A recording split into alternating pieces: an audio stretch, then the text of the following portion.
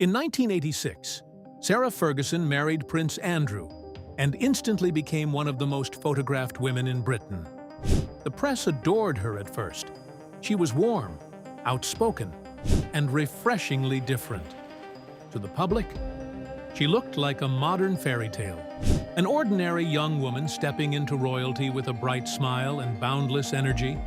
But behind that smile were old wounds and growing pressure, a painful childhood separation, a marriage strained by distance and scrutiny, headlines that turned cruel, financial struggles that few imagined a Duchess could face, mistakes made in moments of desperation, relationships that would later cast long shadows. For years, much of it stayed hidden behind carefully managed appearances. Now, in her 60s, after illness, scandal, and isolation, the full weight of her journey is impossible to ignore. When you look beyond the glamour, what you find is not a fairy tale, but a deeply human story that may truly shock you. Childhood and the first family losses. Sarah Ferguson was born in 1959 into a well-connected British family. Her father, Major Ronald Ferguson, managed polo for Charles III when he was still Prince of Wales. Polo matches, country estates, and royal gatherings were part of her normal environment. She grew up around wealth and tradition. She learned early how to move comfortably in aristocratic circles. As a child, she met Prince Andrew during social gatherings linked to polo.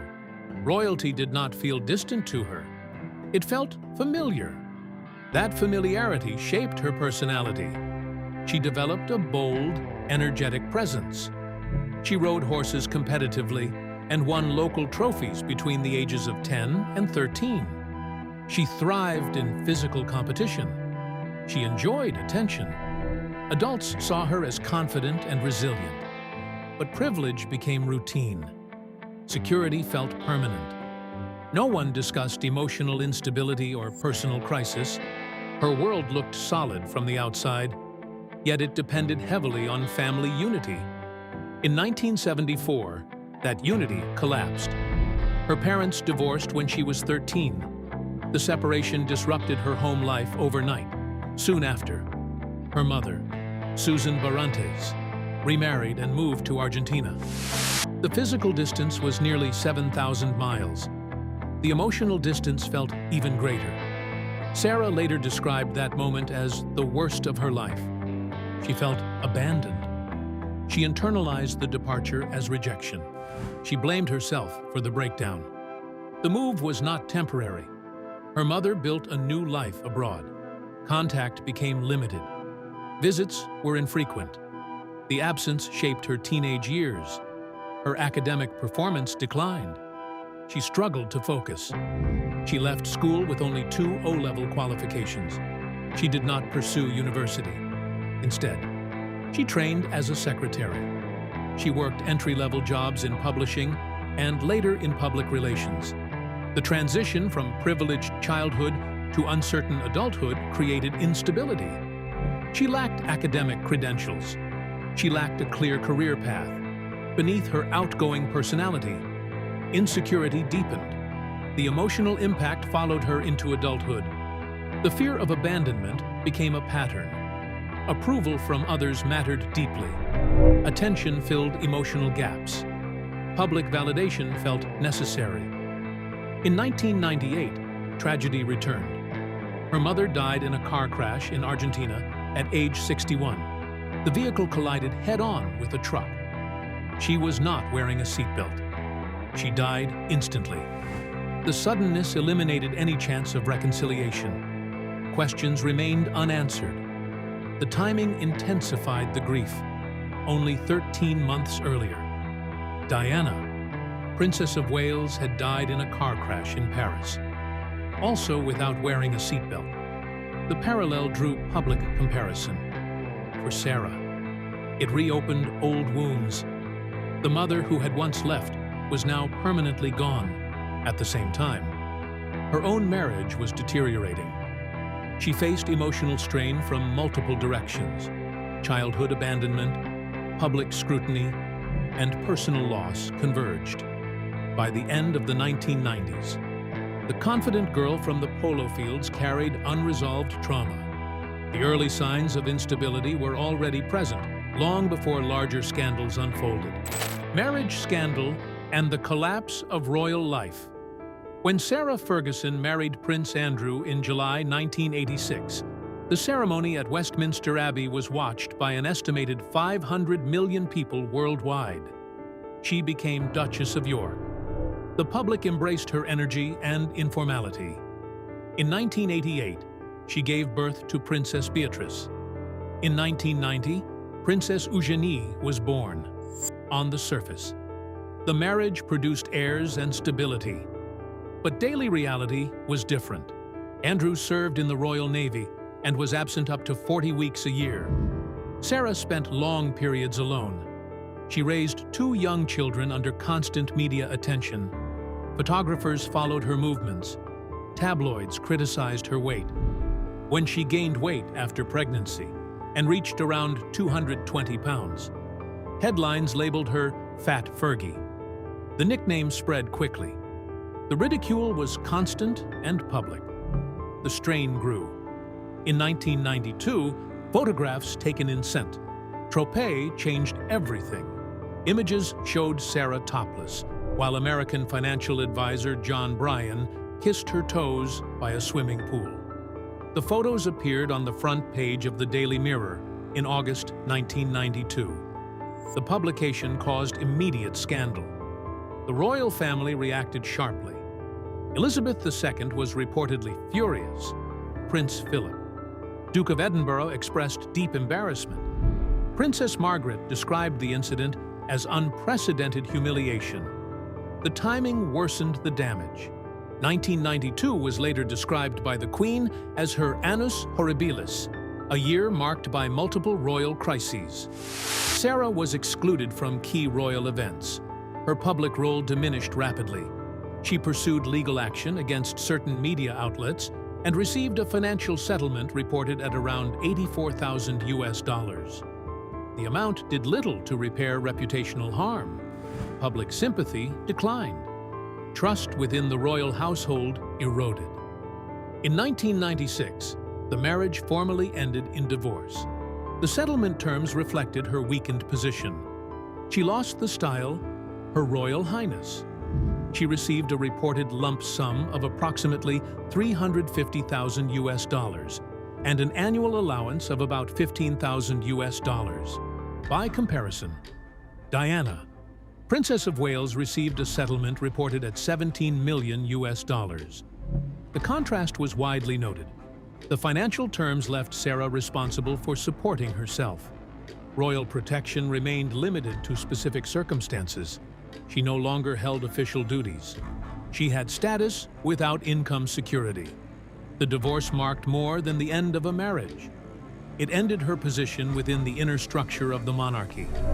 The woman once celebrated in a global wedding broadcast now faced independence without preparation. The combination of public humiliation, financial limitation, and institutional distance reshaped her life permanently.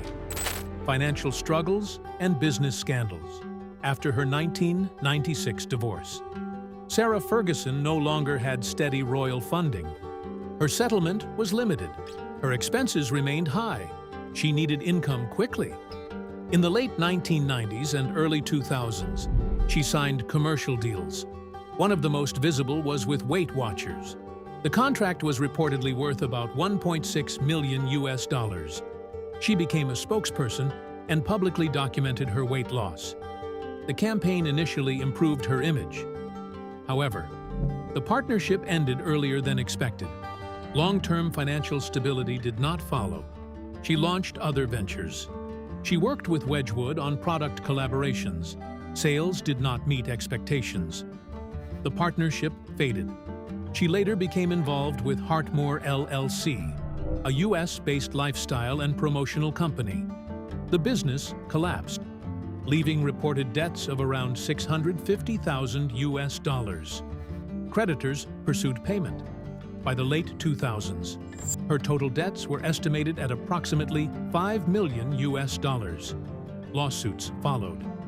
Former employees claimed unpaid wages. Service providers demanded settlement of overdue bills.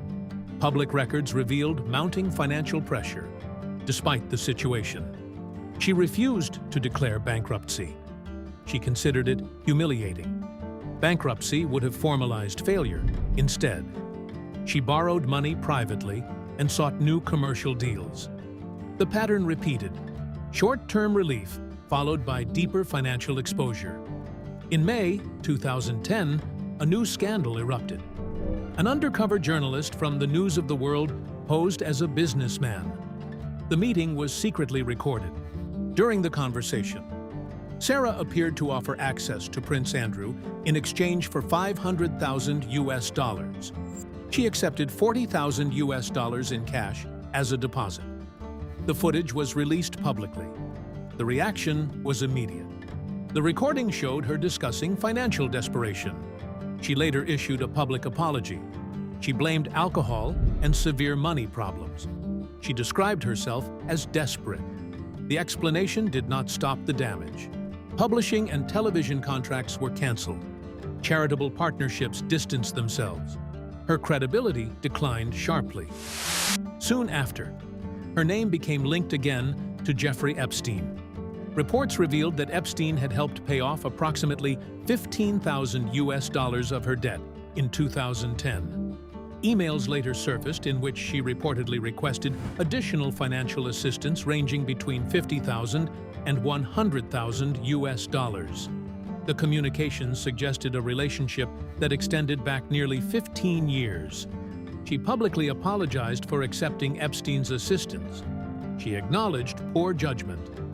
However, some messages appeared warm and appreciative, creating contradictions between her public regret and private tone.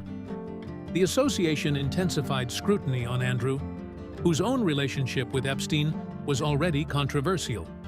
The impact extended to her daughters, Princess Beatrice and Princess Eugenie. Media attention increased. The family name absorbed further damage. Sarah's financial vulnerability had evolved into reputational risk for the monarchy itself. By 2011, her financial instability, recorded misconduct, and connection to Epstein had transformed her image. She was no longer viewed as simply a former royal facing money problems. She became associated with ethical lapses and high-risk associations. What began as post-divorce financial survival had turned into a prolonged cycle of scandal, media failure, loss of royal standing, and illness. After the scandals of 2010, Sarah Ferguson attempted to rebuild her public image. In 2011, she starred in a reality television series titled Finding Sarah, produced by Oprah Winfrey's network.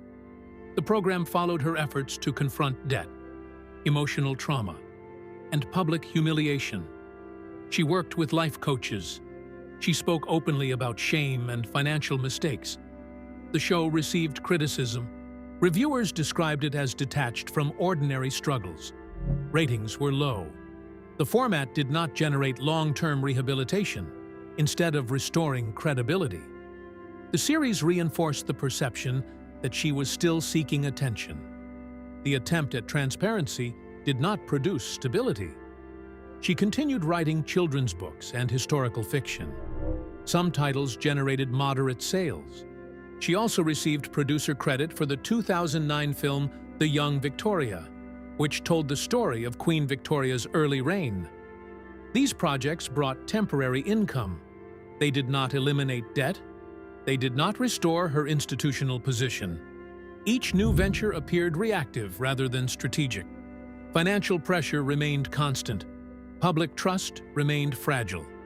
In June 2023, her situation shifted from reputational crisis to health crisis. She was diagnosed with breast cancer following a routine mammogram. She underwent an 8-hour mastectomy surgery. The procedure was successful. She publicly thanked medical staff and encouraged women to attend screenings 7 months later. In January 2024, she revealed a second diagnosis: malignant melanoma, an aggressive form of skin cancer. The discovery followed dermatological testing after reconstructive surgery. 2 cancer diagnoses within 7 months intensified concern. She faced repeated medical procedures. Her physical appearance changed. She lost weight. She appeared visibly fatigued in public appearances. She spoke openly about fear and survival. She positioned herself as an advocate for early detection. Health advocacy gave her renewed purpose. For the first time in years, public sympathy increased. However, institutional distance from the monarchy continued. In October 2025, under the reign of Charles III, her remaining royal privileges were formally reduced. By January 2026, she was required to vacate Royal Lodge, the Windsor residence where she had lived for more than 2 decades. The property had symbolized continuity after divorce. Leaving it marked a psychological break. She also sold a property in Belgravia at a reported loss of approximately $400,000. Maintaining her lifestyle required an estimated $5 million annually. Without consistent royal support, the gap widened. Charitable organizations associated with her scaled down or closed operations. Staff positions were reduced. The cumulative effect was identity erosion. For decades, she remained connected to the monarchy despite divorce. Now the separation became concrete. Residence, privilege, and institutional protection diminished simultaneously. Her illness created empathy, but it did not reverse structural consequences. Health battles unfolded alongside financial strain and reduced royal association. The public saw vulnerability. The monarchy saw liability. Between 2011 and 2025, she attempted reinvention through media, writing, and advocacy. Some efforts earned temporary goodwill. None restored long-term security. By the mid-2020s, she faced 3 simultaneous pressures: fragile health, unstable finances, and shrinking royal support. The transformation was stark. A former Duchess who once represented modern energy now confronted survival in practical terms: medical, financial, and personal. The latest tragedy and isolation, 2026. In February 2026, the crisis surrounding Prince Andrew escalated sharply. On his 66th birthday, reports confirmed that he was formally detained for questioning. Authorities collected fingerprints and DNA samples as part of renewed investigative procedures connected to the broader fallout from Jeffrey Epstein. The development reignited global media attention. Newly referenced documents allegedly detailed financial transfers dating back nearly 15 years. Some reports suggested that Sarah Ferguson had received undisclosed financial assistance during earlier periods of debt, although she had previously acknowledged certain payments. The renewed scrutiny expanded the timeline and raised further questions. Legal analysts speculated that she could be asked to provide formal statements to investigators. The pressure was immediate. Media presence intensified. Commentators revisited past scandals. Old footage resurfaced. Within weeks, Sarah withdrew from public visibility. For approximately 5 months, she did not attend public events. Reports placed her either in the United Arab Emirates or in Switzerland. Some outlets suggested she sought treatment at the Paracelsus Recovery Clinic in Switzerland, though no official confirmation was issued. Friends described her condition as severe emotional exhaustion. Some characterized her state as the lowest point. Others said she felt that everyone had turned against her. Long-standing criticism that financial desperation had influenced past decisions returned to headlines. Rumors also circulated about Andrew's health and status. Unverified claims referenced symbolic gestures at royal residences. None were officially confirmed. The uncertainty deepened public speculation. By mid-2026, the cumulative effect was clear. Financial resources were strained. Public credibility was minimal. Institutional protection was limited. Health recovery remained ongoing. The possibility of publishing a full memoir appeared unlikely amid active scrutiny. Isolation replaced visibility, for a woman once defined by constant media exposure. Disappearance became her only form of control. The cycle that began with financial desperation now culminated in legal uncertainty and near-total seclusion. Conclusion: the life of Sarah Ferguson unfolds as a chain of instability rather than a single downfall. Her early years carried an emotional fracture. Her mother left when she was 13. The feeling of abandonment shaped her self-worth. Years later, her mother's sudden death reopened that wound. The pattern of loss preceded the public scandals. Her marriage to Prince Andrew brought global celebration in 1986. Within 6 years, it brought humiliation, public body shaming, tabloid exposure, and institutional disapproval weakened her position. The 1996 divorce removed financial security. From that point forward, money became a recurring crisis. Debt drove decisions. Business failures increased pressure. The 2010 Access scandal damaged credibility. Financial ties to Jeffrey Epstein intensified scrutiny. Each attempt to recover created a new vulnerability. By 2026, renewed investigations surrounding Andrew placed her name back into public controversy. The arc from fairy tale wedding to legal uncertainty was complete. Psychologically, her story reflects 3 forces. First, unresolved childhood abandonment created a need for approval and financial reassurance. Second, relentless tabloid culture amplified every misstep. Third, the royal system offered visibility without full protection once she lost formal status. She was both inside and outside the institution. That position left her exposed. At the same time, personal responsibility cannot be ignored. Financial desperation led to poor judgment. Repeated borrowing and risky associations deepened long-term damage. Sympathy and accountability exist side by side. Her health battles in 2023 and 2024 changed the narrative. Breast cancer and melanoma forced confrontation with mortality. Advocacy for screening showed resilience. Illness shifted focus from scandal to survival. Yet medical courage does not erase legal or financial complications. Looking forward, her recovery depends on stability rather than publicity. Cancer advocacy could provide structured purpose. However, any ongoing association with Epstein-related investigations limits reputational repair. Public trust rebuilds slowly. The broader lesson is clear. Royal proximity does not guarantee protection. Fame does not equal security. Financial pressure distorts judgment. Reputation can collapse faster than it forms. Health, family, and integrity carry more weight than titles. Despite repeated setbacks, Sarah Ferguson continues to reappear rather than disappear completely. She has apologized publicly. She has faced surgery publicly. She has acknowledged mistakes, whether history judges her harshly or sympathetically. One fact remains: endurance defines her as much as scandal.